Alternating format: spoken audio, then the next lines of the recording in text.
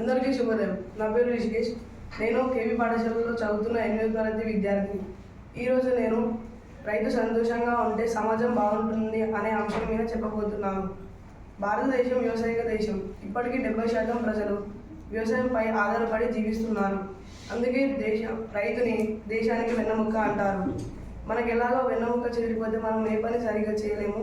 అలాగే రైతు స్థితిగతులు బాగాలేకపోతే దేశానికి ఆహార సమస్యలు వస్తాయి. అదే రైతు సంతోషంగా ఉత్సాహంగా ఉంటే మరిన్ని పంటలు పండించి భూమి తల్లి ఒడిని బంగారం చేస్తాడు. మరియు గ్రామంలోని చేతి వస్తువులు చేసేవారికి ఆహారాన్ని పండించి పెద్దవారికి పౌష్టిక ఆహారం పండిస్తాడు. పేదవారికి పౌష్టిక ఆహారాన్ని అందిస్తాడు. మరియు ఎగుమతులు పెరుగుతాయి, దిగుమతులు తగ్గుతాయి. మరియు దానివల్ల విదేశీ నుంచి వచ్చే ద్రవ్యం ఆదా అయ్యి మన దేశ ఆర్థిక సంపద పెరుగుతుంది. జై హో రైతన్న. రైతన్న నీవే సమాజ భాగ్య విధాతవు. రైతన్న నీవే త్యాగమూర్తివి. కృషి శ్రమయో నీ ఆయుధం. అందుకో మా వందనం. జై హో రైతన్న. రైతన్న నీవే సమాజ భాగ్య విధాతవు.